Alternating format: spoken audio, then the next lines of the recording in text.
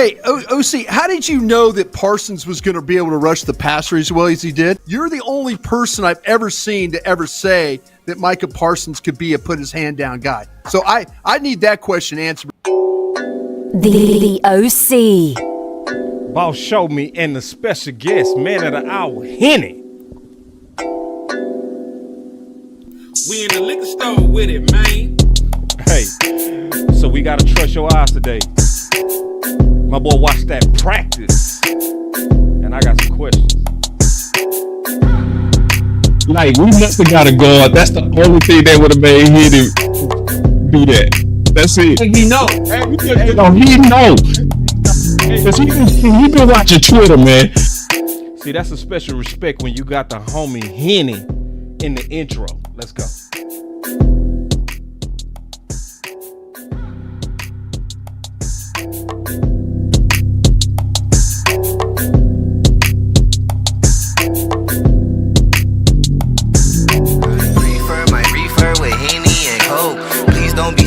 Got plenty to smoke. Show up and act up and back to the crib. I do not stun, I just rap what I live. Seem like they doing the most for the clout.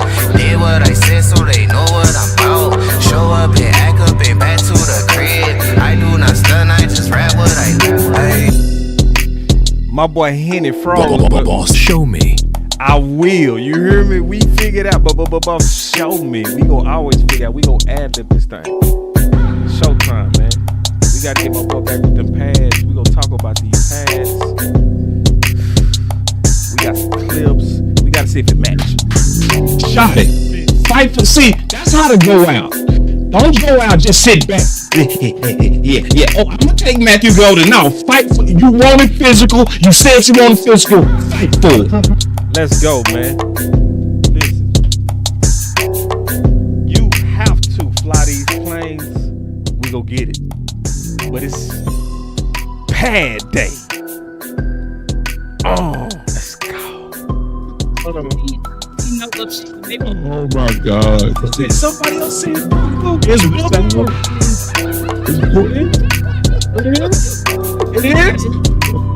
It's Boss Cowboy Sports, where your voice matters. Man, I think we got Henny back.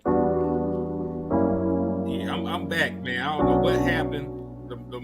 I was froze on a little Asian boy, the entire time. I didn't know what was going on, so I had to call you and, see, if we were under a cyber attack or something. I didn't know what was going on, but we here, we live in the building, man. It's first day of pass, and I'm excited, man. I'm excited. Yeah, and I see what you're talking about on the freezing because you froze right now. I don't know what's going on, bro. Hey. It's all good. Listen, as long as they can hear us, we got it. But this the deal. I'm going to start off with one of the things that obviously stood out that everybody should be excited about. And you said you was watching the practice. You said that boy Blue had something to say today, dog. Man, Blue made some plays today, man. And I've been, whatever on Blue. Like, I had 5th round expectation for a 5th round pick. I was never somebody going out here buying the hype that he's Tony Dorsett, that he's Jahmyr Gibbs. Henny will be back. But I know where he was going. He was never buying into the hype. And this back does look different. Cause he got a little juice, don't it? Yeah. The thing I like that I honestly did not see with the UT games is he's decisive with them cuts. He was tipping, in big games. So now, and then you see him putting 2 hands on the ball every time he in traffic, bro, like clockwork. So that's obviously very good news. Go ahead, I'm listening. It's great news. It's great news if this is not just some camp stuff. If this translates to preseason and translates to the regular season, you might be cooking with grease at that point. Yeah. But I gotta see a little bit more than a couple carries. But listen, they're in pads. They're still not taking next to the ground or anything like that. You know what I'm saying? They're not trying to decapitate their own teammates right now. So I understand they in pass. I need to see this in real action before I can, because I saw good things from Deuce Vaughn in the preseason game, and it hasn't really translated yet. So I'm happy for him that he playing well so far in camp. But I need to see more before I'm ready to say we good at running back. Yeah, and I say this, Hen. I'm still extremely happy because when I see things that I want to see, right? When I say I want you to make decisive cuts and then I see you making decisive cuts, see, I get excited at least now because it's better, you know? So, and it also hopefully means he hears the noise. You see what I'm saying? Where you can say exactly what you need to work on and he hears it and he does it. And you know, so that's why to me, honest critique is very good. Instead of like the mama bear, like they do nothing wrong. There's nothing wrong. There's nothing they need to work on. Like I'm almost certain that if that coach wouldn't have came out and talked about him, it wouldn't have put a fire under him like that. I mean, I can agree with that. Some people need motivation like that, man. You know, some people motivation is to prove people wrong. Some people are self-driven. You know, some people are driven by money. Like there are certain incentives that you can dangle in front of people to get them going. You know what I'm saying? And that just might be what it is for Jaydon Blue. Like if you doubt him, he might try to do everything in his power to prove you wrong and make you look stupid. Yeah. So you never really know what some players' motivations are, but I can tell the difference because I watched a bunch of his tape from Texas. I came on my show and said I like what he did as a receiver more than what he did as a running back. Right. Because he had a fumble issue, he had a vision issue, it wasn't always consistent. So I had my doubts about Jaydon Blue at least year one. Like he slowly but surely, like you said, during training camp, he's making small tweaks to make himself a better back. So, like again, I'm gonna wait and see if that translates to preseason. If he does it in preseason, I'll wait to see that translates to the regular season. And if it happens in the regular season, I'm gonna make sure it's not just a flash in the pan. He can do it game to game. You know, because there's a natural progression of the stuff. But I'm happy with what I've seen so far to this point. Yeah. And two things with what you just said. Two things. The first thing, if he is that type of player that like to prove doubters wrong, what would be the proper way to manage him or deal with him? Shit. First, well, I'll tell you one thing. He came to not even just on that. I'm gonna tell you one thing. Right. If his MO is that, he's on the right team. He on the right team. He on the right team. They gonna talk crazy about you. You got that store on your head. On my mama. Dak Prescott was an MVP candidate, and he still can't do nothing right in some people's eyes. Ezekiel Elliott, had all these rushing titles. Boom. He had 3-4 fumbles in the season, and they were ready to throw him out with the bathwater, man. So you in the right place, man. If you need doubters and you need to come up against adversity for the best to come out of you, you're in the right place in Dallas because we're the most scrutinized, most overanalyzed, most talked about. You'll have plenty of opportunities to shut anybody up. It'll be a random Tuesday, and they're gonna have a smear campaign about you, man. Yeah. Hey, man, and see, I love what you said right there, boy. First of all, just the environment alone means he's a fit. If you see what I'm saying, from that, like if that's what gets you going, yes, you're right. You in the right place. To me, to answer my own question, that also means to me, Henny, we gotta be loud about not being content. We gotta make him earn it the whole way. You see what I'm saying? Like if you the type that like it's where you had the perfect message. I ain't finna get hype over 2 practice. I'm hype on what you just did. I like it, but we need just to continue to progress. You know what I mean? Shut up ain't like 3 clips. You know what I mean? Shut up is consistent. You know what I mean? Just keep it challenging him. If that's what get him going, challenge him until he shut everybody up. And so I stand with that. I stand with how you said it, Henny. You know what I mean? I stand with how you said it. Cause I was happy. I was like, ooh. Now, and the next thing that's also very obvious too. His game speed. Game speed is what you can see in relation to others. One of my coaches taught me how to look at it. You know, he said if you want to look at game speed, you got to look at that player in relation to another player. You know, and he runs away like easy to me. You see what I'm saying? Like just when he hit a gear, it's effortless. It's like, you know, God, you know, like his gear nasty. Like if our blocking is stupid in them A gaps, like look at that hole, man. If he got holes like that, man, we finna be stupid on the run game. So hey, I'll say this, man. Shout out to Lou Takes, because my boy called him a runway back. You know what I'm saying? He said he needed to get a runway he could take off and use that speed. Well, look, the Dallas Cowboys had some runways. They could land some 757s out there, right now, right about now, man. So the offensive line played good football. Now the question is, and I don't want to scare anybody. Is your line that gangster, or is your defensive line getting their ass whooped like that? It's a tough question that you want to ask. Because listen, this was one of the worst run defenses in the National Football League last year, and the question has to be, and it's a fair question: is the defensive line with Amaji Smith that done lost weight and all these other things they talking about, 3 techs playing 1 techs? Are they the reason why the run game look good, or is the run game actually good? You ain't gonna really know that until you play the preseason game against somebody that's not your team. Ooh. I'm just saying, I don't want to put no cold water on y'all.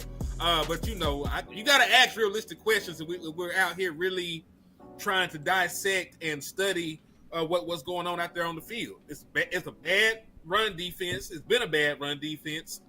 They're learning a new defensive system, and you got basically undersized 1 techs because Jay ain't played that much. Maji Smith done lost weight, and so what is it? Or is your run game gangster, or is your defensive line and their run defense still ass? You gotta just honestly ask yourself that. See, man, listen, man. I said this about Henny, and I mean this, bro. You an underrated dude in the space. You a great devil's advocate, in a very good way. So, I appreciate that. No. Now, also, salute to the lunatic. I don't know if you've seen it, but he has hit me with a 2-piece as well. He wanted to let us know to keep up the great work, DC4L and F Filthy. And then Chris 214 asks, is he faster than Pollard? Yes. His 40 time was faster than Tony Pollard's. But now game speed. Yeah, like game speed, you can say, like, from what I seen, it's close. It looked close. He might got him. He might. Because listen, see that gear. Hold on, watch that gear at the end, bro. Watch the gear at the end when he hit the space. Watch it. So, but watch that. Right there. Ooh. Also, Chris, that is a dope. It's a lot of defensive players on the ground too, bro. You right. Are they getting whooped? Or is our offensive? They were getting whooped. And who was 55 got blocked up by a receiver? Look at this. Look at 55 get blocked up. Who is that? That's Sanborn, ain't it? So who is 6? That's number 8. That's who is that? 8 or 6? Bro, Sanborn. That might be buddy from my practice squad. What's the kid name that we had? Damn. Damn, what's the Hey, boy name? Offense whooping ass. Like, hold on, bro. I'm looking at the blocking. Damn. So we saw that block. It's a receiver. It's Josh Kelly. Josh Kelly. I don't even know that. So he a wide receiver from Texas Tech. So that's almost a clipping. I see a clipping. You see it? 7. He clipped. He got away with it. Yeah. He got away with the clip. Yeah. I'm just looking at the blocking. I'm just saying, yeah, stupid clip too. He was already gone. Anyway, man, I didn't mean to get caught up in that play. So they say Sanborn 57. Then who the hell is 56? Whoever 55 is, you gotta run through a receiver. Period. You know what I'm saying? See, I'm looking for stuff like that. Anyway, who is number 56 right now? Hold on. No, that was 55. 55 got blocked up. That's Justin Barron, linebacker. So I don't even care about that. Practice squad boy. Yeah, he ain't cool. gonna make I ain't no even. way. My bad. I was just judging what I saw. You know what I mean? And you did right. This also is Blue going against the fours, as we can see.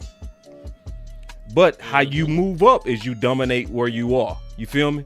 He been running with the fours, and if he running with the fours, you can see he's higher than the fours, right? So anyway, good He's better sign. than the fours, yeah. Good sign. I like it. It's a good sign. So stack them days, Blue. But I'm with Henny. Only you can do. Keep going, and then do it under the lights, man. We need you to do this at the joint practice. I need to see. You right. I need to see this at the Rams. Yeah. But shit, if that offensive line giving him holes like that, and he making cuts like that, woo. Hey, you heard me. You heard me do that show yesterday on the offensive line. What was your thoughts? To a very large extent, I agree with it. You know, you can have some pushback with it, but for the most part, you are right. We've seen offensive lines elevate running backs. You know what I'm saying? And it's not just saying that you don't need a running back, but a great offensive line can take an average running back to a good running back, a good running back to a great running back, a great running back to a Hall of Fame running back. You know, I think there's levels to it. Yeah. So if the offensive line is in place, you know, and you pair that with a dominant back, you know, you get seasons like what Saquon Barkley had, which, if people don't know, Saquon Barkley, you know, he just broke the NFL record for most rushing yards in a regular and postseason. You know, that was a standard that was set by the boy from Denver back in the gap. So he was a great running back. He was always a great running back, but he never played with an offensive line like that until he got with the Philadelphia Eagles. So, you know, that's what I mean. You know, the Eagles had a great line. Miles Sanders, who was a good running back, he was great. Saquon Barkley, great line. He's a great running back. He did some legendary shit with that. So I believe we could take some okay running backs and they can be good in Dallas. You know, and listen, if good is all we need for a Super Bowl run, I'm down with it. But, you know, it's yet to be determined what the backs actually are. Yeah. You know what I'm saying? But the offensive line should be great. You have all the investments in the world on the offensive line. Right. And really, this is our subject. I got a real question to ask you, boss. Yo. Because I asked Lou this question, and I asked Landlord this question on the show, man. And it's a somber question. Which position group would you most be disappointed in if they weren't good this year? Oh, the receiver. Just based on anything. The receiver. You would say receiver? Yeah. That's an easy one too. Yeah. I got a couple of them though. There's like 3. All right. There's like 3. All receiver for damn sure. Yeah. What you invested in to bring him in. I would say Booker too. I'll go say offensive line. One that people don't think about is defensive line. And the reason why I say it is outside of the one tech, Go back and look at how many first round and second round picks the Dallas Cowboys have invested on that defensive line year after year. Yeah, I saw it. First one for Micah. I saw your they spent a first for Micah. Yeah, like a first for Micah, a second for Sam. They spent a second for Nealon. They spent a first on Mozzie. They spent a second on Easy E. They spent a second on Marshawn Nealon. Like they got like five second round picks on there. You know, and that's not even counting bringing in Dante Fowler that you invested in. Yeah. So if they weren't good, you know what I'm saying? And I'm not even just talking just about chopping the run. We know they probably can't do that shit. Let's just keep it real. They probably can't do it. I want them to, but they probably can't. If they ain't out here getting no sacks though, you got all that invested in there, like that's a debacle. Yeah. And I think we got the return of where we invested. Because most of those top picks was defensive ends. Mm-hmm. You know, I think we got a good return on our defensive end investment. We was both talking. Yeah, sorry. Mozzie's the only first round pick. Yeah. Oh, you good. I was just going to say, Mozzie, the only first-round pick defensive tackle we drafted in like 2 decades. Right. Yeah. So, but we got our return on that. Out. Tank was a good return. Nealon look like he hungry right now. I'm pretty sure he gonna be a solid run stopper. I can bet $1 million. Donovan, ooh. Easy, man. Listen, then Micah, man, take it easy on my back. Take it easy on my back. Yeah. Oh, yeah. I'm not saying that they won't perform. What's that? I'm not saying that they won't perform. Because listen, all those guys, every single one of those position groups, I expect to do well. Yeah. But you can't be disappointed in a position group you don't expect nothing out of. Right. So I had to choose, the three good position groups. If the running backs don't do nothing, I won't hire them no damn way. You know what I mean? Yeah. Well, I got a question for you because you watched the practice, right? I watched the clips. So I'm gonna lean on you. So is Joe Milton as good as he looked on them clips? Joe looked poised. And I like where he puts the football. See, even though he got a strong arm, he don't always use it. You see what I'm saying? That's I like a quarterback with feel. You know what I mean? He ain't trying to break your finger off every time, you know? What did you see? I'll say this about Joe in terms of what I've seen today and what I've seen, throughout the course of some of these practices. He got everything you want. He just got to put that shit together. When it comes to size, when it comes to athleticism, when it comes to arm strength, he just ain't consistent. He just can't consistently deliver the football the way you want to just yet. That's something that you got to give some time on. Now I feel more comfortable with Joe Milton than I ever did with Trey Lance. Like I swear to God, if Dak Prescott went down right now, I feel better with Joe Milton as my backup quarterback, just from what I've seen the flashes from him. But I also ain't crazy enough to think that it'll be a 2016 situation where he wins 11 games in a row, and we roll into the playoffs, and we trying to ship Dak Prescott somewhere. Because, I think that his accuracy disappears from time to time. And it does. He got everything, dog. He just got to get that shit. He just got to get it down. And that's one of the things that quarterback with that kind of arm strength usually struggle with. There is a reason why he was a late round pick with all these intangibles, coming out the SEC. Yeah. He got to fix his accuracy. He made some strides already. He has to fix that. So let me ask you a question, because you watched the practice. So you was able to get a real feel for the throws, not the clips. Because, the clips is always all over Joe Milton to the big name players, or something that's going to be spicy, right? So it can kind of inflate. But you watching the floor of the game, you not kind of seeing how it's advertised. Yeah, and he makes some great plays. You know what I'm saying? He can push the ball anywhere on the field. You know what I'm saying? It's not a question of he can get it there.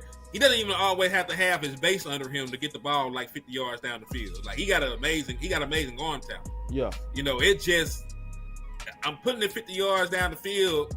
Sometimes it's not in the field to play. You know, sometimes it's, out of the reach of the wide receiver. But, he's making plays, dog. It's just he got to clean up the consistency. Right. And listen, this is a new offense for Joe Milton as well. So right. I want people to understand that. Right. But if I could sleep like a baby. If I need to win one game, to keep my season alive, I can sleep like a baby with Joe Milton. Because I see how they utilize his athleticism. I see how they move the pocket for him.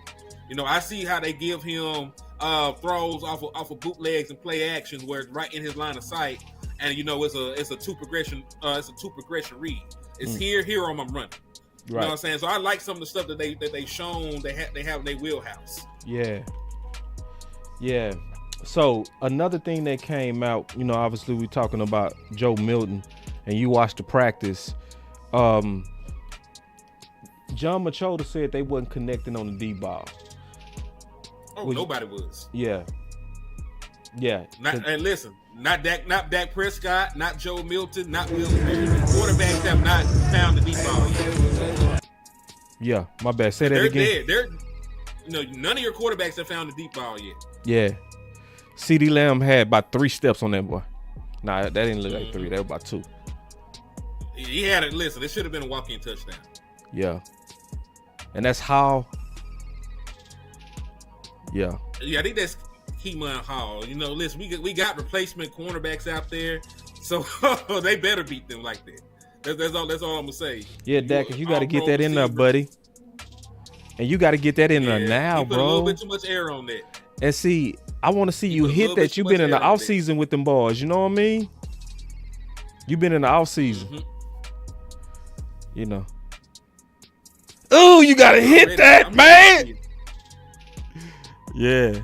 Yeah. So nobody hitting they deep balls.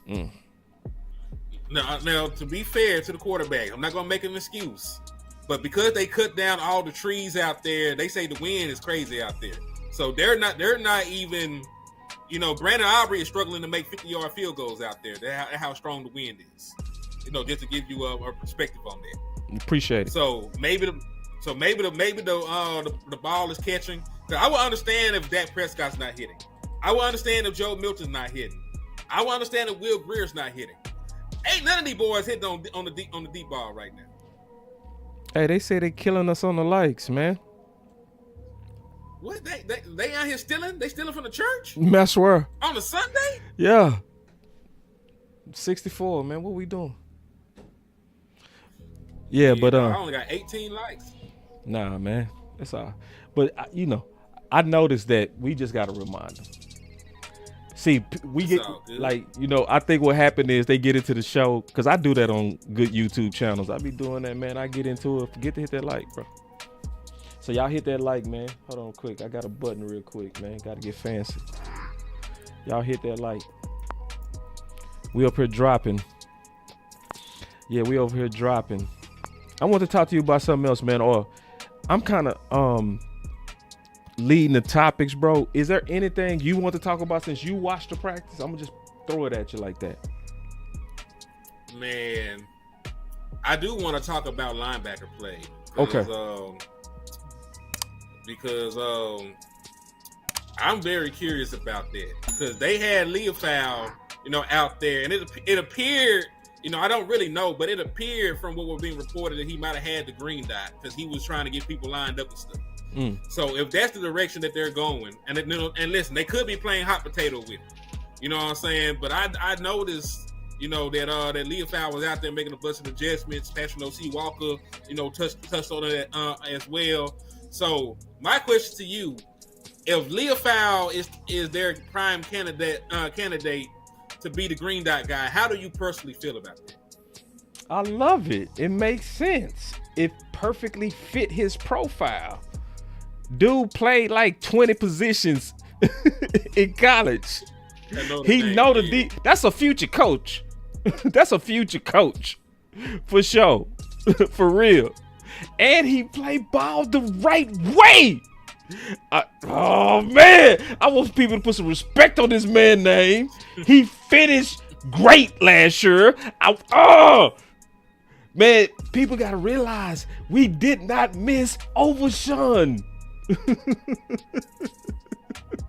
So, if he got the green dot, yes, he already knows. Man, Zimmer raved about how smart this dude is. And he is a hitter. Hold on real quick. I ain't mean to get too excited, bro. So you just asked me about a dude that I can't wait to see. They say I need to turn you up, bro. Hold on real quick. Let me check you out. Say something here. Dallas Cowboys, the realest. I see what it is. What's Well, wrong? they got some good ears. But go ahead, man. Well, cause you asked me about linebacker for a reason. Nah, because I'm just curious about that's one position, because it's first day of pads.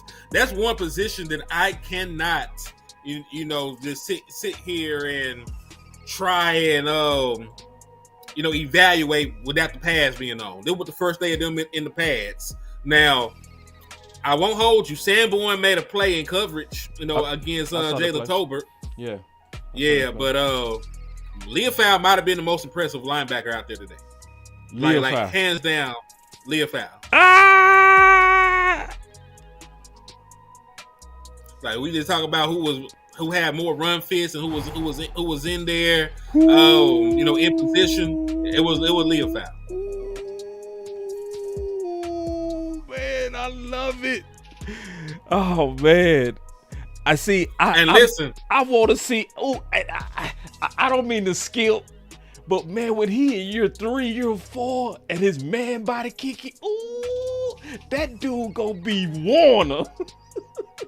Yeah. Also Shamar James, Warner, bro. Shamar James also did have a run fit today, Keystone. So he's coming along slowly but surely. He made a play. I'm not gonna say he made a bunch of plays. He made a play, but that's a good progress from somebody I didn't expect nothing from. Yeah, yeah. So you said was it just Morris is the linebacker and Sanborn when you watched the game? Because you said you want to talk about linebacker. Was it mostly him in the green dot? It was mostly him. Yeah. Also, to be fair to everybody, Kenneth Murray is not there. He's a new father, so he wasn't there at practice. So he getting that handled with his family. Yeah. So that was the other prime candidate. Because really going into it, there were 3 guys with the possibility of having the green dot: Jack Sanborn, Maris Leofau, and then Kenneth Murray. Yeah. Now, I think of all the guys, Kenneth Murray has more athleticism than both of them. I don't think he's a great processor of what's going on offensively. I say the same. I think he see ball, get ball. Jack Sanborn, I think he can process it. He's not nowhere near good enough an athlete to get where he needs to go consistently. Right? And I don't think he processed at the level of Sean Lee, where athleticism doesn't matter. So like Mary Leofau had the best of both worlds. He's a coverage linebacker. He's played multiple positions. He has a safety background. And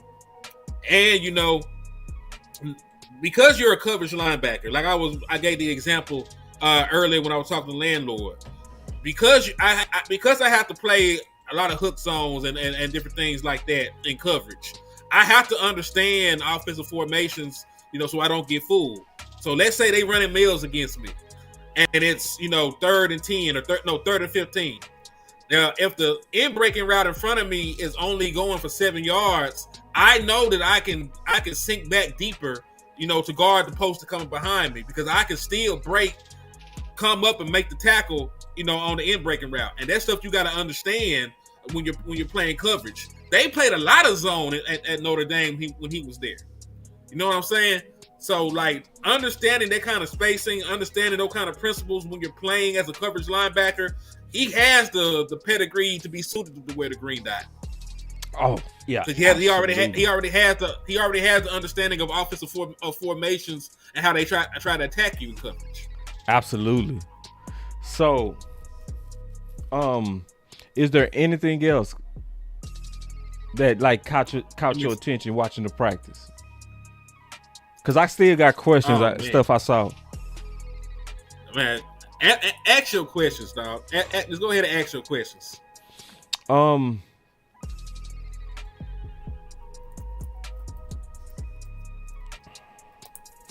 Just want to talk some ball with you on Diggs. Look at this, man. I want everybody to stop. Look at this. You finna show Revel, aren't you? No, I wasn't going to do Diggs. Listen, I already did a video on Revel. I already did that video. So if y'all want to get my thoughts on Revel, y'all got to go check that out. And I listen. You did one on the tape they dropped today of Revel? Yeah, I can pull it back up. Yeah, we can talk about Revel. Let's talk. Because we need to. Let's go. We need to. Just let me plug this video first. So I already did a video that came out right before me and Henny went live. So it's a short video, and I compiled all the clips, and I'm made my case. So it's very informative, man. I'm really standing on Boss Show Me. I'm standing on that. I'm very, very, very about showing evidence of what I'm saying. So y'all check that out. But go ahead. What was you saying? I'm gonna pull the clips while you talk. Siobhan Revel looked like me out there trying to play corner. There you go. And for bullet. People that I gotta give you your bullet, bro. Bullet. And like Henny, you look like you in shape, my guy. I broke my leg. I tore both my ACLs. He looked like me out there. I don't move around great. He don't move around great. I feel like if he's ready to play in the NFL, I feel like I'm ready. Goddamn. Damn. So yeah, he do not look good, dog. Yeah. And listen, even the clip they showed the other day, he was favoring that leg. Oh. It looked like his leg wanted to give out when he was out there this time, man. I'm not being hyperbolic. Like it was noticeable. It was very noticeable, and it's concerning because this is a 20-something-year-old kid, and the Dallas Cowboys. What do I be talking about, man? When I say the Dallas Cowboys be putting these players in some compromising positions. Yep. Like this man is a rookie. He is a 3rd-round pick. He ain't making that much money, right? He out there fighting to have a position on the team. And you know what? They're finna medically clear him, and he may not be ready to play. What is he gonna tell them? They gonna tell him, "Hey, we believed in you. That's why we drafted you, even with the injury. We expect you to be out there. Got nothing but love you. We were counting on you. We need you."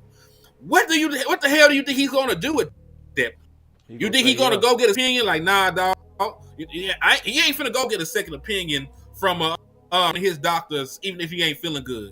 He gonna suck it up. He gonna shoot it up. He gonna go out there and try to play. That's right. And see, that's what I'm saying, bro. It's a bad idea to rush him, man. That's cornerback. Cornerback? You want no. Fastest, most explosive players in the NFL are wide receivers. Man. And they would embarrass you. Man, they embarrass fully healthy corners. Yeah. Like, dog, Pat Surtain is one of the like they say he's the best corner in the NFL, defensive player of the year. He has given up plays and touchdowns, and he's the cream of the crop. So if the cream of the crop gets beat, and he's fully healthy, and he got his athleticism and his lateral movement and explosiveness, what is a 3rd-round rookie on one leg going to do? What is A.J. Brown going to do to this man week 1 and we throw him out there? What are Malik Neighbors going to do to this man week 2? We throw him out there. What is Garrett Wilson and them going to do to that man? What is DJ Moore going to do to this man? Think about the wide receivers you're going to play. You're talking about putting this man out there and he's running like this. Like, keep it real with yourself, man. Like, you finna set this man up for failure, and I don't want that. Man. Bullet. Especially, I'm going to say this real quick before I let you have it. Cornerback is a position that's all about confidence. That's right. That's one of the positions that is all about confidence. Having having the will, like, listen, this the one position where you're expected to lose majority of the time and still go back out there. Right. Listen, the offense know the route. The wide receiver know where the hell he going. You don't. You're expected to lose and still be out there battling. Dollar, if he lose all the damn time though, if I can't cover anybody, if I'm getting beaten by backup wide receivers, I'm giving up touchdowns and first downs and yardage left and right. I'm a liability to my team. How do you think that's going to make that man feel? How do you think they're going to mess with that man? Because the reason why you have sports psychologists on the staff. Like, this game is taxing not just mentally, not just physically, but mentally. And you finna set this man up for failure doing this shit to this young man. Bro. Damn, man, you went off perfectly, bro. Man, take it easy on my back. And see, this gives me questions. Can I ask you a question, Henny? Can we talk ball? Let's talk ball. Now, if we compare Diggs, see, I'm getting into a little bit of the I'm gonna give a little bit of it. Right, I'm gonna just give a little bit. I already did this video, but listen. So Diggs, let me just put this together. Just tell me what you think of Diggs and how he look right here while I put this together. I'm finna show you something, bro. Yeah, I'm finna show you something that's gonna trip you out. What's your thoughts on Diggs and his movement in comparison to Revel?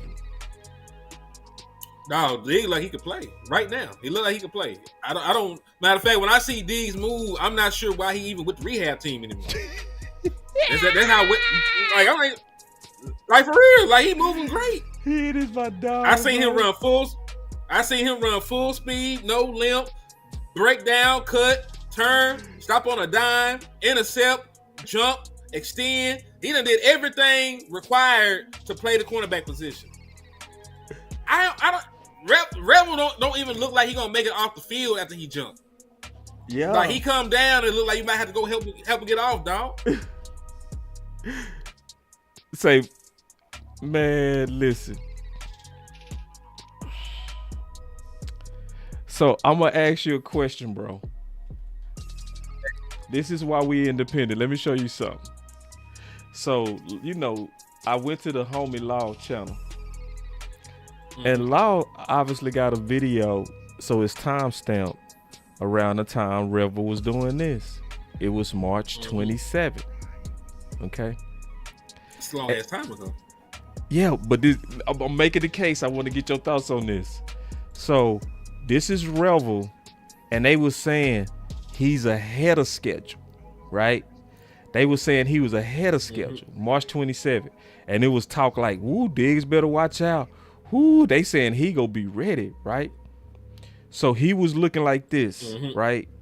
Then I got the picture of what Diggs was looking like March 20th. Look at that left leg. Which leg looked like, and which guy looked like he was ahead, and which, you know what I'm saying? Diggs looked like he had a much longer process. And when it all was said and done, he looked like this, right? And Revel looked like this. It made me say, was he wrong for going to Florida? If anything, this is how I feel about the Trayvon Diggs situation. What is the one thing that is poorly graded about the Dallas Cowboys year in and year out by the players? Their rehab and strength and conditioning. Yes. So Diggs did it their way the first time. He was with them and he got hurt again.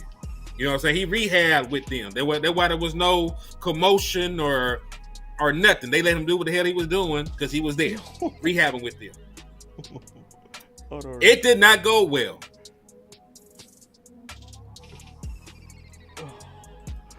Man, somebody said Revel is the Lord. Special K. Look at Special, bro. He said, what Special done said? He said, Boss, Revel is the front office new monkey branch. Man. what Rebel is a kid that used to work, overnight, for like UPS or some shit, at a small D1 program, and finally got his chance in the NFL, and they're using all the leverage they got over this man. That's what Rebel is. Yeah. Rebel is a victim of the system, that's in Dallas at this point. Right. Because that man ain't trying to go. That man trying to take care of his family. That did all these sacrifices to get him to this point. You know what I'm saying? Like this man is pushing his body to the brink, trying to get back out there and play. Because one thing for sure about the NFL that folks don't lie about, that motherfucker stand for not for long. So if you ain't down with the program, you ain't out there making plays, it don't matter where you were drafted at, they will find somebody else. Especially you a third round pick, dog. Like they were like almost 100 folks taking before you, man. Like almost, you like pick number 70, 80. I'm just doing a roundabout. Point being, NFL will chew you up and spit you out. Dallas Cowboys, they leverage that kind of fear against these young players and prospects, man. They know that they gotta play. They know that they gotta be out there, and they feel damn near obligated to rush back. Man. No. Yeah. Yeah, man. This whole thing is unfortunate. And see, I want to speak about the trainers. The number one thing that they get bad grades on is what common sense said. It's not enough of them. I think the trainers themselves are good. I just don't think it's enough for them to handle all the players. And I think that's why Diggs was actually right to go ahead and get his personalized attention. Get somebody that's solely focused on him, right? And you can see the speed of what he came from and to. You feel me, Henny? You look at where he came from, right? And what he is, it's like, and he had to pay for that. This is the thing too. He got fined, and I can tell you right now, he paid top money for this training, bro, out of his pocket. That's what people don't know. See, because I know the NFL trainers. When you are working with the NFL trainers, that come out your pocket. Especially when you're going outside of their facilities. You know what I mean? So, yeah, it's now. My main thing I'll say is this, and I've been thinking about this today, Hen. I want to just get your thoughts on what I'm getting ready to say, bro. Shout out to Landlord for the $5. Man, forget Landlord, man. We don't care nothing about him, bro. Man, don't do my brother like that, man. Now what my boy said? He said Rebel look like he's saying, take it easy on my back too. Take it easy on my back. Take it easy on my back. Oh, Mr. Neff. Take it easy on my back. Yeah, man. Damn. Damn, man. But he ain't lying. That dude, he look a little bad, dog. He ain't looking right, dog. He don't look even close, bro. You should have got on the plane with Diggs, man. My question that somebody has to ask him, somebody got to ask, what's the standard recovery period? You know what I'm saying? What, an ACL? Yeah, ACL versus a knee graft. Cause see, Diggs had a knee graft, I think it's correct, called, where they graft your knee, where they take cartilage from somewhere and they put it in your knee, right? So, and then you got to come back, right? What was the average return from that versus what Rebel was doing with just a ACL? You know what I mean? Cause see, some kind of way we got to try to compare. I can find. Please, if you find that, boy, I swear y'all. I did a show on Diggs shit before. But let me see if I still got the information.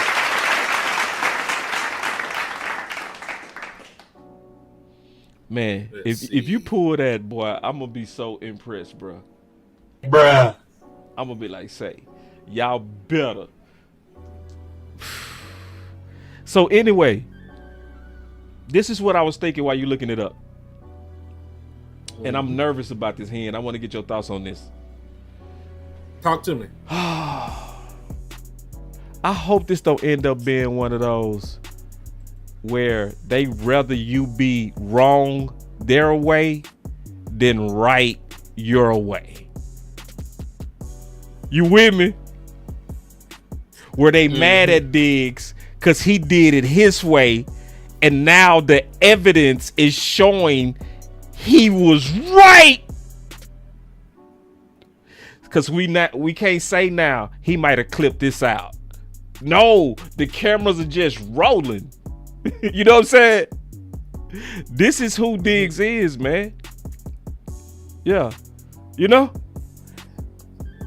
These ain't clips. It's like you say, it's hard for me to find body movement that doesn't. And let me tell you something. I knew Diggs was gonna be a dog because I talked to Terrence. I talked to Terrence, and Terrence was telling me like, man, Diggs hooping. I said, what? Say, when you hooping, bruh. Like, but going back to what I was saying, Henny, do you fear, or what's your thoughts on Jerry and them potentially being mad and, tripping because they rather him fail their way or with their guys than succeed his way? What's your thoughts on that? I'm back now. For some reason. Your mic going in and out. Go say something. Yeah, something. Can you hear me? Yeah, you sound great. All right, Gucci. So yeah, man, that is a very realistic thing that you're talking about, because the Dallas Cowboys have done that already. They've done it before, and they're not too proud to do it again. Also, I found what Trayvon Diggs had. All right, so my boy, because I had to go back to my old show that I had. My boy. So he had a truncal tissue graft surgery. Graft, yeah. Or AKA cartilage grafting. Yeah. Involves using healthy cartilage tissue. Blase. All right, let me skip ahead to where. Okay, so the recovery. Take your time, preacher. Take your time, preacher. Okay. The recovery time after a cartilage transplant can vary, but it's between 6 months and a year for full recovery. Patients can start to bear weight. Yeah, 6 months to a year. He didn't have the surgery till he had the surgery in like December. So he's ahead of schedule. If he can play week 1, he's ahead of schedule. Say, man, Dallas, don't mess this up, Dallas. There's an extreme where it could take up to 18 months, depending on what is asked of the knee. But anywhere between 6 and a year, and possibly 18 months, depending on the kind of. Yeah. 6 months to 18 months, Lord. If him coming back is crazy. Like if he's ready, listen, he's ready in the first window of the season. If he's ready in the first quarter of the season, he's ahead of schedule and he rehabbed his ass off. That's just what I was getting ready to say. That this should make people, if you honest and you fair, this should make you applaud his work ethic in the offseason. Real talk. You should applaud him. You should applaud him because he looks like am I tripping, right? Because it's almost feel like people want to be mad at Diggs. You know what I mean? It's almost like people just want to be mad. It's like, bro, this dude came back ready, dog. He came from a long way. As the church people would say, I've come from a mighty long way. For real. Yeah, and y'all was leaking stuff on me. We wasn't happy with his rehab. Well, we can compare and contrast Now we can compare. You know? So, yeah. Yeah. Rev was supposed to be ahead. That's what was being pushed. Right? Right? Pretty much. Wasn't it? That's what they were saying. Revel might be. Diggs better watch out. Ooh. Say, listen, Dallas, don't mess this up, okay? Listen, he did it his way. He ready to go. Everybody hug it out and let's play ball. No more talking about he ain't gonna be with us no more. No, I'm not saying it. What I'm saying now and what we need to be saying is when is he gonna play? Facts. He'll play soon. Like Trayvon Diggs finna play. Like you damn near might have to fight the man to keep him from playing week 1. What? Say, he look good, wait, hold on. I got a what button. What? Wait. Finish him. Bruh. God. What? Man. You want answers? Man. Take it easy on my back. All of this. Every button I mean. God, dog. Brother, are you hitting me with that wee-woo? Finish him. Oh, you see this guy? See this guy? Don't play with me, Trayvon. Henny. Trayvon himself said he's trying to come back by week 1, man. Oh, I see you no. have to fight the man and keep him off the field. When? I ain't heard that. When? Man, I go back and find this shit real quick. If you can find that, dog. Damn. Because listen, to me, making it by October would have been like a miracle. You know what I mean? Boy, if he ready to play week 1, boy, I might cry. For real. Man, say listen. Yeah, there's a report that he said he's shooting to be back by week 1. Oh my God. They were back in June. He said this last month. That were Calvin Watkins reported it. What? His goal is to be ready to Trayvon Diggs said his goal is to be ready to play 1. Now he wasn't talking that crazy today when they asked about a timetable return, but last month he said he was shooting return week 1. Today when they asked him, he said he ain't got no timetable. Ooh.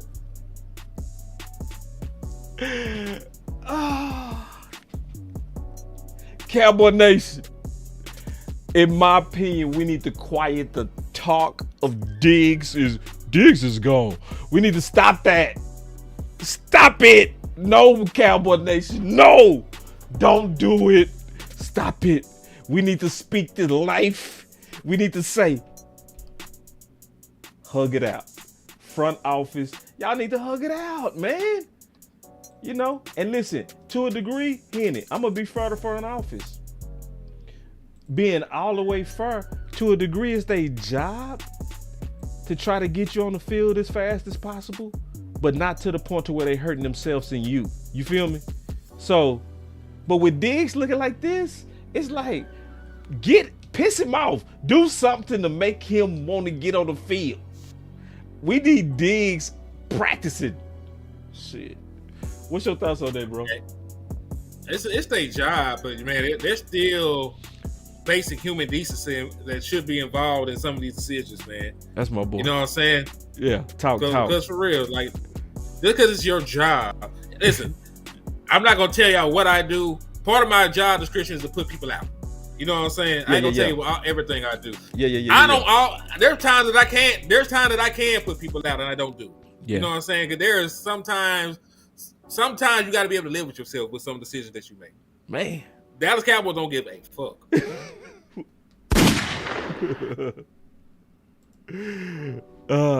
He froze. I'm back. Can you hear me? Yeah, I can hear you, bro. Yeah. Sometimes you got to be able to live with the decisions you make. Dallas Cowboys act like they can live with anything, and that bothers me. That bothers me to an extent. Boys ain't got no conscience. They ain't got no conscience, man. You know, you sign you on the dotted line, so you mine. You know, I don't like that shit. Like, I signed I'ma just be patient. He'll be back. They signed football players, man. They can they cool. Say that one more time. You cut out. Nah, man. Like, in the Dallas Cowboys believe you sign your name on the dotted line, you're mine. And I don't believe in that. You know what I'm saying? I signed a contract, to play football for you. I did not sign my soul away. I did not sign my ability to walk in the future away. I did not sign. Man, we gonna have to get my boy internet fixed, man. He must be having a storm over there. Cause every time he be cooking, he go. Yeah. I don't know what the hell going on today, man. This shit crazy. Man, hey man, it must have been a car accident or something, man. That Wi-Fi over there or that do you have a direct internet connected into your computer? Boy, yeah. Okay. Yeah. I do. Yeah, I do. Well, if it's choppy like that, it's something probably in the neighborhood. You know what I'm saying? Because a direct wire is not made to be choppy. But anyway. So, did you have anything else about practice, bro? Nah, I just need to see a second one at this point. I got one more question for you. We talked about Blue. How did Miles and Williams look? Miles Sanders ain't look as good, but he made some plays. Damn. We gonna have to just do this because his internet keeps going in and out. Yeah. Like they did right, man. Like the offensive, really, man, the offensive line was the story. The offensive line was the story today. Offensive line was going crazy. They were causing havoc. They didn't lose much of shit today. What? I was watching Tyler Guyton. Tyler Guyton was looking good. Like watch Tyler Guyton. Hold on. Watch Tyler Guyton right here, bro. We saw the throw. Look at the blocking. Watch my boy. Man. Ooh, that was a beautiful set. You know what I mean? The OC taught me about this set. Plain pocket. Yeah. And man, Sam Williams didn't have a chance, dog. Man, Dak could have went to sleep. That's the biggest damn pocket I've ever seen Dak have. Man. At least in recent history. Dak could have ran for 20 yards. Same. Hey, listen, he did run for like 15 yards at one point. I saw that run. I got that run in here. Hold on real quick. Yeah. Say, man, I stay ready, bro. You hear me? I got that run in here. Yeah. So, let's go. Let's go, Dak. Dak, let's go. And he would have slid. He would have slid right about there when the safety came in the screens. He would have got about 10, 15 yards. Ooh. Listen, y'all. I'm going to tell y'all, I'm putting y'all down with something. Please go watch this video. I'm not lying. That offensive line is finna carry this squad, dog. Ooh. And this is the best part. God, knock on wood. This is going to be for the next 7 years. Minimum. The same squad if they healthy. Ooh. Wait, hold on. I do got to say this though, boss. Yeah. We can't be on here advocating for the offensive line and we not advocating for Tyler Smith to get his bag. Yeah.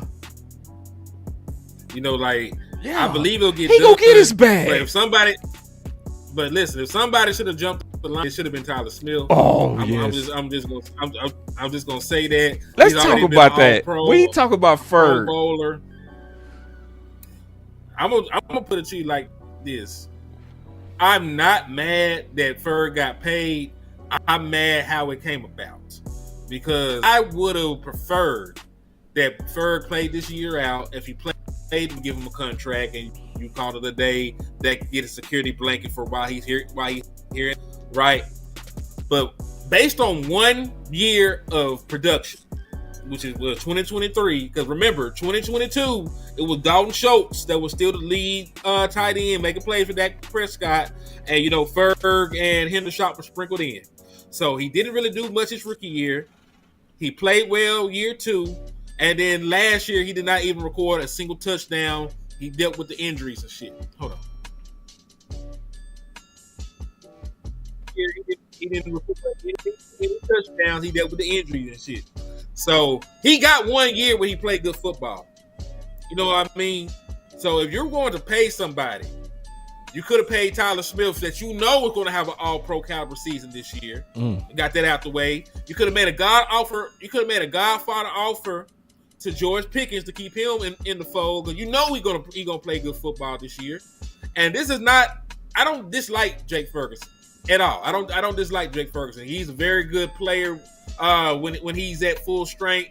I see makings of a perennial Pro Bowl tight end. That's why everybody was disappointed when he didn't play well last year.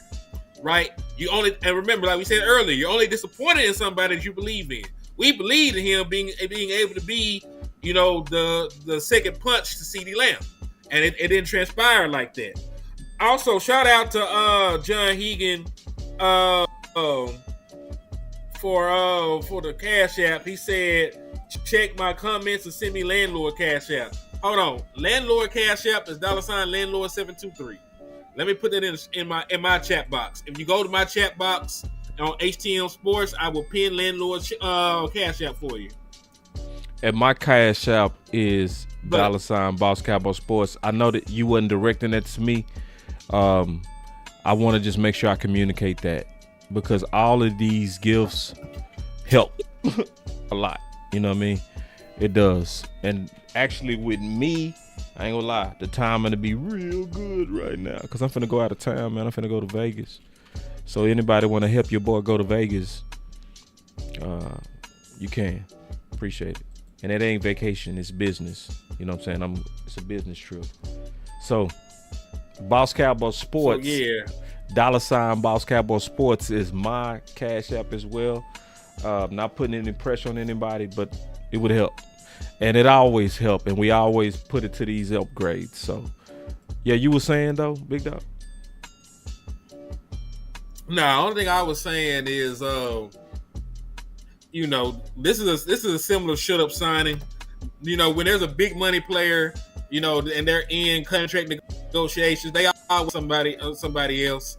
They did it with Jaydon Smith. He was the shut up signing when Zeke was in Cabo, and then they still folded and paid Zeke everything he wanted. So this is the shut up signing for Micah Parsons. And they're still gonna fold and pay Micah Parsons everything he wanted and more. I just wish that if they did roster signings, they did the smart ones. You know what I'm saying? Because what's more important to have? I'm not shitting on Jake Ferguson. Like I believe in Jake Ferguson, but what's more important to have long term? Your starting left guard, your starting all pro left guard, or your tight end. Your all pro corner or your tight end.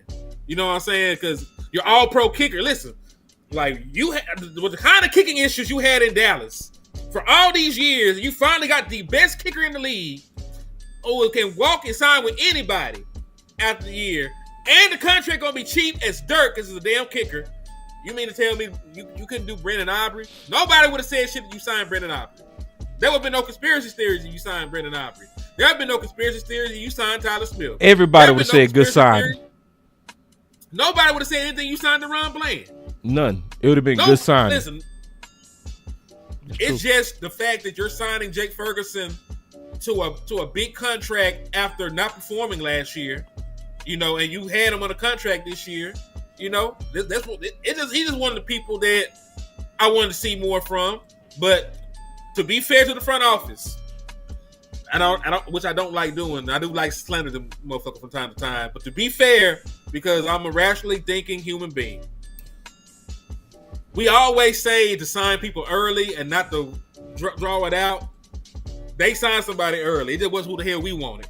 So to be fair to them, Jake Ferguson is probably going to be the player outside of CeeDee Lamb that benefits the most from George Pickens being here. He's going to be on nothing but linebackers and safeties and maybe an undersized nickel every now and then. He's probably going to...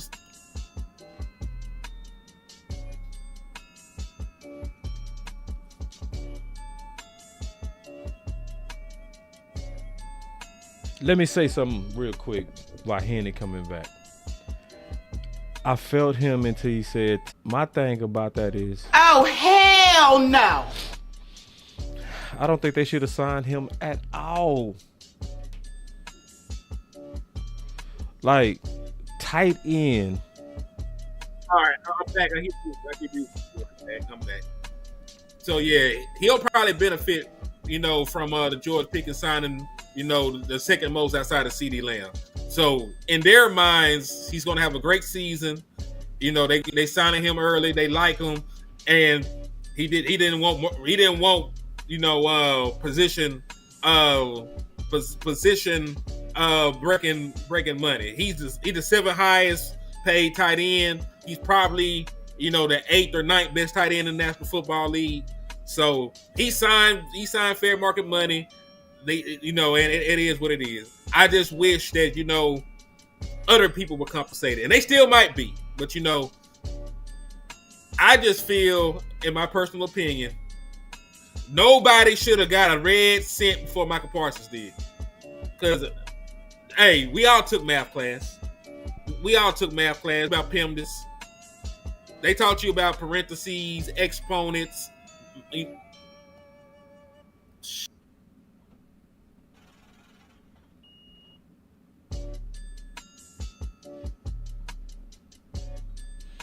Henny keep going in and out. I ain't gonna let him cut me off no more. So, no, you shouldn't have signed him at all. Because tight end, first of all, is the easiest position to retool. We have successfully retooled without a flaw every tight end one since Witten. There has been 5, and every one of them was late round or undrafted picks. On top of that, you had people that was on Ferg tail. And that's not saying Ferg is not a good player. The only way you should have paid Ferg is Ferg needed to become a great tight end. You only pay the great tight ends. And this is the worst thing about paying tight ends. When they pay the tight ends, they don't pay the weapons. That's our history. We paid Schultz and let Amari go. You missed it, but I was going off. But I finished right before you came back. So, but I want to start. He went out again. That was perfect. I want to start a new campaign. Only pay the great tight ends. That need to be a movement, because the Dallas Cowboys keep throwing good money at very replaceable players. I am probably one of the few people that say this, but it's true. Everything that they said about running back actually applies to the tight end position. Like when they say you can go get any pretty much running back to do what most of them, that's true with tight end. That's actually true. That's true. So why do we keep, man, every time I finish, you come back. That's perfect. I keep missing everything because you got to fill me in. Well, I'm going off. You missing it. I'm putting holes, not just in Ferg, in the tight end. See, I like Ferg, but the movement needs to be only pay great tight ends, not good, great ones. I need you to surpass 1,000. I need about 6 TDs out of you. And I need you to be a one-on-one mismatch person. Those are the 3 prerequisites if I would even look at you. If you have not crossed the K, I ain't gonna pay. That needs to be the saying. If you ain't crossed the K, don't pay. Yeah. And see, listen, man. We did the same thing with Schultz. See, you want to know. This is what I said. We got to be careful about paying these tight ends, because every time we pay these tight ends, we don't have the money for the weapons, they say. Because the same year they paid Schultz, they didn't pay Amari. And all of us would have took Amari 1,000 times over Schultz. 1,000. Yeah, we got to be very careful. I was gonna say they franchise tagged off Schultz though, and that's worse. They didn't even give the man a proper contract. That's what I'm saying. But no, so like on the cap, a tag is worse. That's what I'm saying. They should have, if they were gonna tag the man, they should have gave him a contract. Right. It made no sense. It made no sense to do that. But it also, when they use the tag, it never makes sense. When they tag Tony Pollard, it ain't make no sense. You tagged the man, they ain't got no knee. No, I'm sorry, he broke his leg. You tagged the man with one leg. Where the hell he going? He can't even walk away from you. He can't even walk away from you. Tag the man. What's going on? So check this out. But yeah, this is a good question. My boy he said, "Hold up now, boss. Cowboy Dak. No, I'm boss. Show me. I took Cowboy out my name. Hold up, is this boss? Show me now." He said, "Hold up. It should be boss. Show me. Dak hasn't saved Schoonmaker though. Yeah." The number two tight ends, they don't get saved until they become the number one tight end. That's how it works. They're like, so every tight end one was first tight end two. That's why it didn't make sense to pay him. Think about it. So Schwam was the tight end two to Witten. He became tight end one. So Jordan was the tight end two to Schwam. He became tight end one. Schultz was the tight end two to Jordan. Then he became tight end one. Right?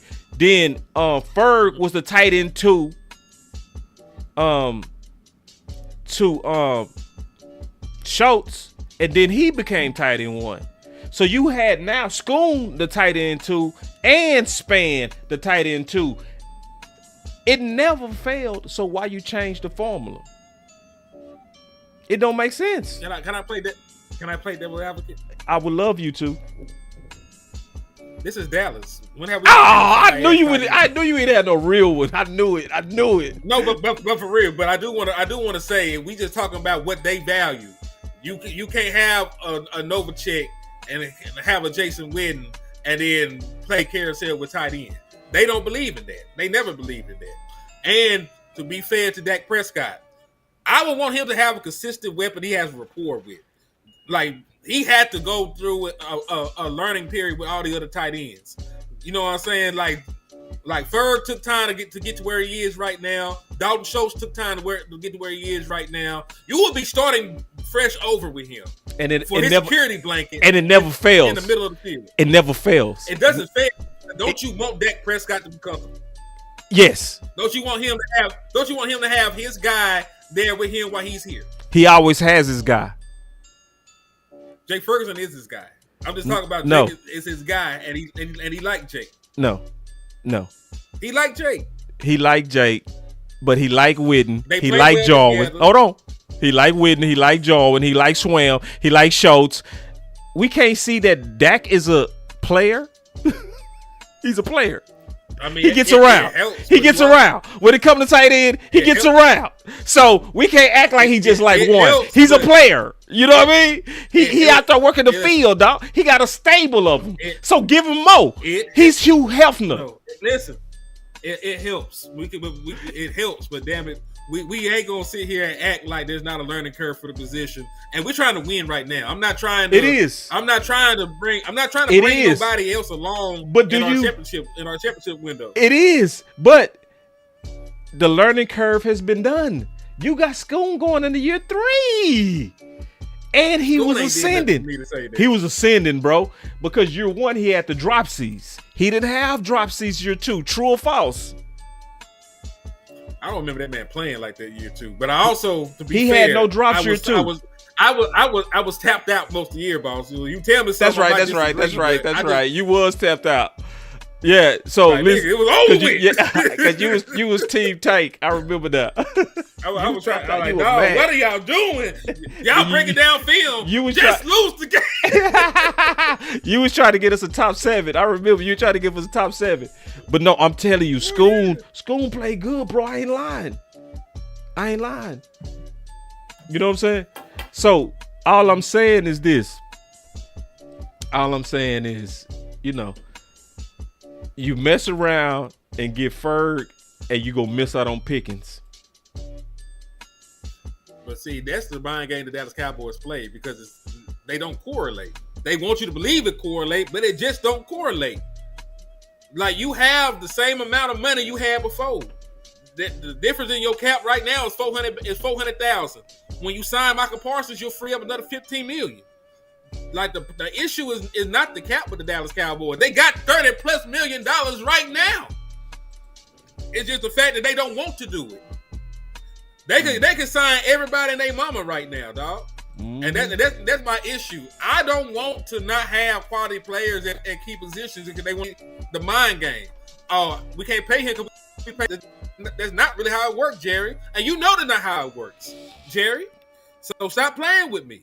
Like, I want my tight end and I want my wide receiver too. Just like everybody else in the damn NFL. The Arizona Cardinals paid their tight end and they got their wide receivers. Like, everybody that has a Pro Bowl caliber tight end, they lock them up and they still got their wide receivers and they still got their pass rushers and they still got their corners. The Philadelphia Eagles just paid Dallas Goedert. They just paid A.J. Brown. They just paid Devontae Smith. They paid their line. They paid Saquon Barkley. They paid their quarterback. Like, we gotta, at the end of the day, dog, like, we gonna have to get to the root of the problem, which is them acting like they ain't got no damn money. Right. They sit up there fat. Don't sit here and tell me you can't do something. And you don't can sit do here it. And tell me don't sit here and tell me, like, Kevin Gates said some crazy shit, but I honestly believe it. He said it's a sign of disrespect if somebody owe you money and they getting fat. Ooh. Like, you see this nigga, he done gained 5 pounds. He ain't got the money, that little bit of money he owe you. Oh, nah, we gonna have to kill him. We gonna have to whack Cuz.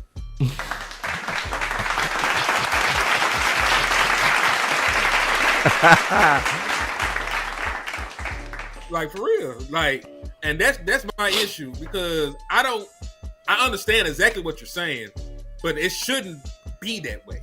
Yeah. They try to make it that way. But the truth is, you have enough money to pay all of your free agents if you want them. You could pay DeRon Bland. You could pay Pickens. Right. You could pay Brandon Aubrey, and you could pay Michael Parsons. Right. And then we can worry about everything else later because that was competent front offices do. That's right. So I understand your point about the tight end because listen, I made the same point.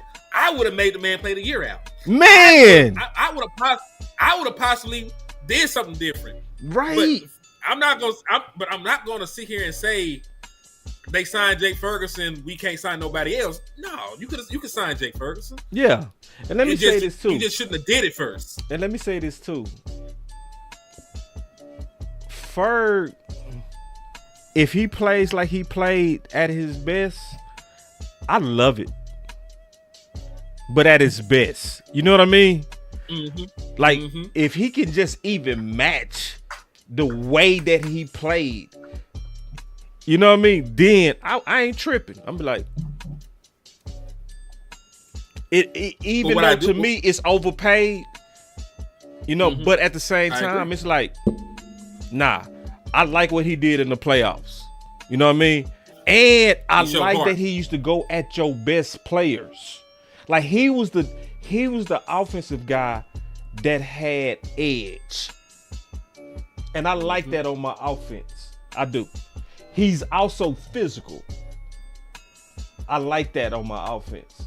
He's not friendly for real. I like that on my offense. You know what I mean? Like, he really wants to tear somebody's head off. That's usually not our type of offensive players. You know what I mean? So now, what would be even better if he can take a step over what he was then? Oh, I would cry.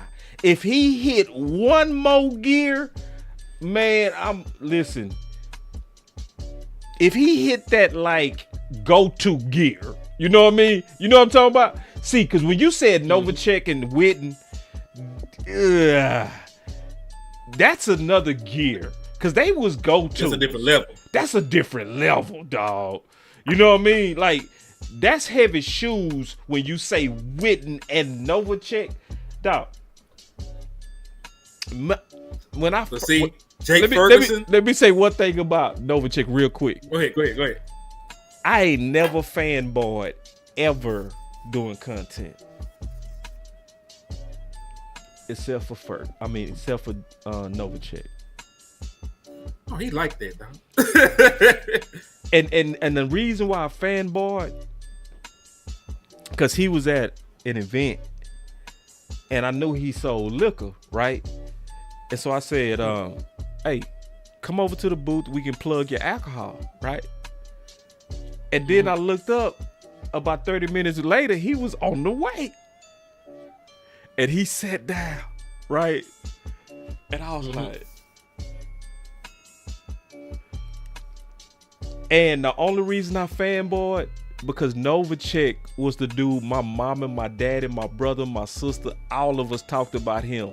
You know what I mean? So it wasn't really just him. It was like the memories and like I was like, bro, my whole family love you, bro. You know what I mean? Like, you know, and I fell out of my chair. And he was like, so when you talking about greatness, dog, that Novacek, hey, Novacek was more clutch than Michael Irvin on a couple of years. But later, Irvin took that crown. But in the early years, ooh, wait, that boy Nova, and Nova was a dog. He was a country white boy that was unashamed to be country around a bunch of Miami dudes, and he held his own man. You know what I mean? I was like, that dude was he was his own man. He was his own man. I respected that. I was like, he around a bunch of city boys, and he country can be, you know, true country though. True. Not faking it. You know what I'm saying? Like a ride a horse type dude. And boy, he'll be out there breaking balls. And he blocked. Novacek was gangster. I didn't mean to go back in history, bro. Man. So if he could get even close to what, because I did call Ferg when we drafted him a baby Witten. He just need to take one more step. I need one more step up, and I promise you, I will openly say I was wrong. Yes, they was right for paying you. Yes, I'm glad they believed in you, but you got to show me. And listen, this is what I'm gonna say about him, because I don't even think it's about him stepping up. It's really about him taking a step back and being that true third option now. Yeah. If you got CeeDee Lamb and you got George Pickens and you're running this offense, you're utilizing play action, spaces there, the middle of the field gonna be wide the hell open. You preaching. So he'll have 800 yards by accident. Oh, he'll have 800 yards by accident. Take it easy on my back. Take it easy on my back. If they really trying to get him the ball, he'll have 1,100. But he'll have some damn opportunities. He'll have some damn opportunities. You can't handle the truth. You want answers? Yeah. Especially if you keep George Pickens around. Like, what the hell are you gonna do? Who are you rotating coverage to when you got CeeDee Lamb and George Pickens out He there? better eat. He got to eat. He got to eat, man. You a failure if you don't go 800. I can see 800. I need 800 plus. I can see 800 for sure. All right, I need to get my final word, man. I got to get some sleep. But you go first. Man. I got work in the morning. Yeah, you go first. You go first, big dog. All right, man. So this is all I got to say, man, about the Dallas Cowboys. It's still respect one tick. I don't give a damn I don't give a damn about nothing they talking about. I don't give a fuck if you tell me, right? I don't give a damn about none of that. If Jay is good, he can be good as my third rotational defensive tackle. If Monty took a step, that's fine. But he still needs somebody that's a veteran, proven, that can eat up space and help us stop the run, man. Because I ain't gonna hold you. I sort of alluded to it earlier. They were getting their ass beat in the run game. Defensive line was able to get pressure in the drop backs. They were able to get around the quarterbacks and cause disruption and stuff like that. They were getting their ass BTA, belt to ass, when it comes to run blocking, dog. They were getting dismantled. Now, I don't know if the offensive line is just that gangster or if y'all just that sorry. I'm gonna have to see something. But I don't need to wait and see. I need to have somebody in here competing right now. You need to be calling about DJ Reader. You need to be picking up the phone to get Raekwon Davis in. You need to do something substantial to your one-tech position. Because year in and year out, the Dallas Cowboys lose in the postseason the same way. You're averaging over 150 yards surrender. You're averaging over 30 points surrender. You're giving up these explosive plays on the ground, giving up these explosive plays in play action. And all that stems from your inability to stop the run and teams play you fairly. So guess what? I'm happy about all the moves. I'm glad Jaydon Blue is looking decent. I'm glad, that the defense is turning the ball over. I'm glad, that Leofau is getting an opportunity with the green dot. But fuck all that, man. If you ain't one tag, you're going to be one and done. I don't give a damn what you're talking about. If you're really serious about that shit, man, get a one take in here. And listen, I'm going to say this again. I said it one show, I say it again. Dallas Cowboys, I don't care about them sack numbers. I don't care about them regular season turnovers. If you do not stop the run, you ain't shit. You is not no championship defense. You can't stop no damn run, boy. For real, listen. If you niggas still got them hot boy chains, you need to tuck them, man. You need to tuck your hot boy chains in. You need to tuck all that shit in, because them boy be Deboing y'all, man. Debo coming. Put the chain up, man, and act like you know what the hell going on, man. Because you ain't really like that, man. You ain't Craig with the garbage can, man. You red. You walk around with a black eye. You ain't Craig, you red, dog. Hey, you better know. Hey,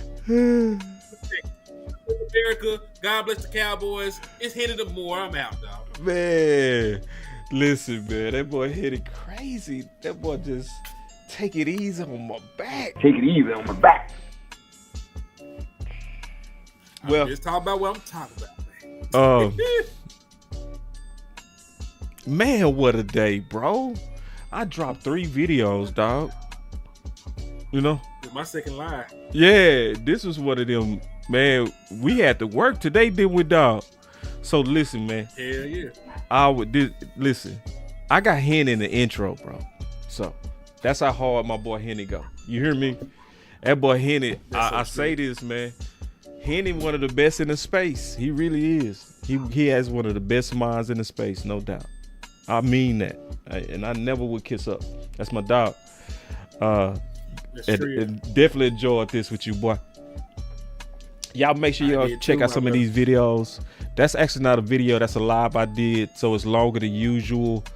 I'm happy to see that the offensive line is looking like they might be doing what I thought they was going to do. Look like they dominating. And it's starting to raise good questions. Are they real good? Is the D-line real bad? That's what training camp's supposed to do. Because, see, shopping does not have to be over, right? People think because the season started, shopping stop. No, you can shop. You can still go get people. You can still upgrade. Remember, we didn't get them DTs last year until week 3 of training camp. So this is the time we got to observe it and then shop. And then I got more evidence in this video about what's going on with Trayvon Diggs.